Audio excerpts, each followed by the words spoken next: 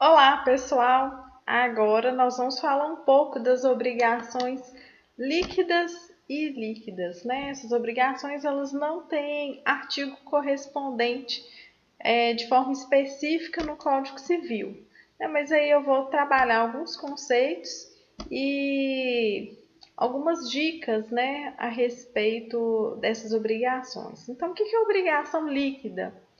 É aquela obrigação que é certa quanto à sua existência, é determinada quanto ao seu objeto e, ao se tratar de dinheiro, a obrigação líquida é aquela que é expressa em cifra por algarismos, né? Ela pode ter por objeto a entrega ou restituição de um bem certo, né? Que é uma obrigação de dar coisa certa, como por exemplo um veículo ou a realização de um serviço, né? Pintura de uma casa.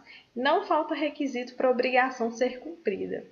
Então, quando eu falo assim, João, entregue a Maria R$ 100, isso é uma obrigação líquida, porque eu sei aquela obrigação é certa, ela é existente, ela é determinada e ela é expressa num valor, né, uma cifra. E na obrigação ilíquida, o objeto ele depende de prévia apuração, pois o valor ou montante apresenta-se incerto. Então, deve a obrigação ilíquida ser convertida em obrigação líquida para ser cumprida pelo devedor. Então, essa conversão ela se obtém em juízo, né, pelo processo chamado de liquidação, quando a sentença não fixar o valor da condenação ou não individualizar o objeto. Então, também pode se dar através do acordo entre as partes. A gente consegue perceber muito essa obrigação ilíquida lá na Justiça do Trabalho, quando o juiz dá uma sentença determinando ao empregador a pagar FGTS, pagar os 3 últimos meses, um terço de férias, 13º, né? Então, eu vou apurar qual que é o valor total que esse empregador vai ter que pagar. Então, no primeiro momento, a obrigação é líquida e a partir do momento que eu apuro, eu tenho aquela quantia certa, a obrigação se torna líquida. Então, quanto à liquidez, nós temos as obrigações líquidas e ilíquidas. As líquidas, elas são certas quanto à sua existência e determinadas quanto ao seu objeto. E nas ilíquidas, o objeto depende de apuração, né? Então, eu vou apurar esse valor e aí ela de ilíquida, ela se torna líquida. Né? Então, há uma certa semelhança entre a obrigação de dar coisa incerta e a obrigação ilíquida. Vocês lembram o que é a obrigação de dar coisa incerta? É aquela que é especificada pelo gênero e pela quantidade, né? Então, faltando saber qual é a qualidade.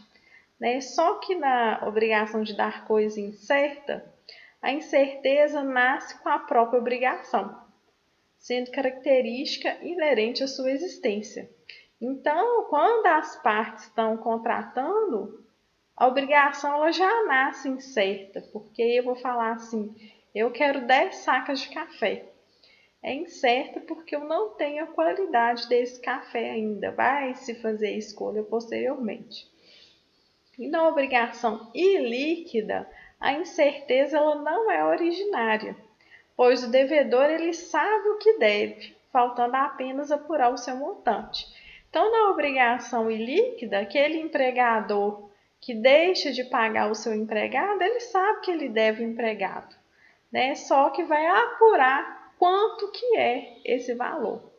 Então, esse processo judicial de liquidação, ele vai ter por finalidade apurar esse valor devido ou individualizar esse objeto da condenação. Né? Vocês vão ver lá no artigo 509 do novo Código de Processo Civil, quando vocês estudarem liquidação lá em processo. Né? Então, mais uma vez, um exemplo lá do processo trabalhista, ou em caso de processo de indenização, obrigação de reparar os danos causados em acidente de veículo, né? Na obrigação de dar coisa certa, dinheiro, né? E líquida, pois a princípio você não sabe precisar qual valorizar. Então, eu já dei exemplo lá da relação trabalhista, por exemplo, de indenização. João bateu o carro de Maria, né? Então, amassou a parte da frente do carro. Então, ele sabe que ele deve e que ele tem que pagar, só que ele não sabe ainda quanto. Então, a obrigação, num primeiro momento, é ilíquida. A partir do momento que apura qual é o valor, que é feito o cálculo e ele sabe a quantia certa, aí a obrigação de ilíquida se torna líquida. Então, como eu disse, no Código Civil não há uma seção específica para tratar de obrigações líquidas e ilíquidas. Eu vou falar agora algumas observações, algumas disposições práticas que é interessante vocês saberem. Primeiro, o inadimplemento de obrigação de dar e fazer ilíquida em seu termo, data fixada para pagamento, acarreta automaticamente a mora do devedor. Com aplicação de multa, juros. Então, uma obrigação de dar uma bicicleta ou obrigação de dar dinheiro. Então, vai marcar uma data. Entregar o dinheiro no dia tal. É uma obrigação líquida porque eu já tenho o valor. E aí, a partir do momento que eu devo, eu posso atribuir a essa demora, pelo fato de passar no tempo de pagar, multa, juros, correção. A segunda coisa, o devedor ele é obrigado a pagar os juros de mora. Mora quer dizer atraso, desde que lhe esteja fixado o valor pecuniário por sentença judicial, arbitramento ou acordo entre as partes, ou seja, desde que o montante do débito tenha se tornado líquido. Então, os juros pelo atraso no pagamento, ele é fixado através de uma sentença judicial onde o juiz vai determinar: pague João a quantia de R$100 e 1% de juros ao mês.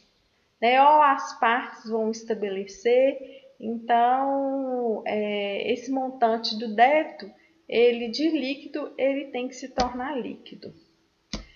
A próxima observação, que existe a possibilidade de compensação legal. Só que essa compensação, as dívidas elas têm que ser líquidas, o valor tem que ser certo e determinado. Então, por exemplo, o devedor tem que pagar R$100 devido a uma nota promissória. Então, João tem que pagar Maria R$100 de uma nota promissória. Então, João é devedor, Maria é credora. Só o que acontece? Maria bateu no carro de João. Aí João ajuizou uma ação contra Maria, pedindo Maria uma indenização. É possível sim compensar esse valor. Então, se João tem que pagar R$100 a Maria da nota promissória, Maria também tem que pagar a João porque bateu no carro de João, só que só vai poder fazer essa compensação se o valor da indenização que Maria tem que pagar para João já tiver fixado, já tiver certo. Porque se ainda não tem o valor, não pode haver a compensação. Outro fato, a imputação do pagamento, que é a indicação do pagamento. Qual das dívidas pagar primeiro? É necessário que essas dívidas sejam líquidas e vencidas. Então, se eu vou numa loja, eu tenho uma dívida de R$200 de uma calça e R$100 de uma blusa, para eu falar qual delas, indicar qual delas eu vou pagar primeiro, as duas têm que estar vencidas e as duas têm que estar liquidadas, ou seja, com o valor certo. E, por fim, a execução de título extrajudicial, que é, por exemplo, nota promissória, cheque, só é possível se o título for líquido, certo e exigido, vencido. Então, o que é a execução? É ajuizar uma ação determinando que o devedor pague aquele cheque, pague aquela nota promissória. Né? Isso é título extrajudicial, cheque, nota promissória. E eu só posso executar se o cheque já tiver vencido, a nota promissória tiver vencido, se o valor for certo, né? E se o título for líquido, ou seja, tiver especificado a quantia.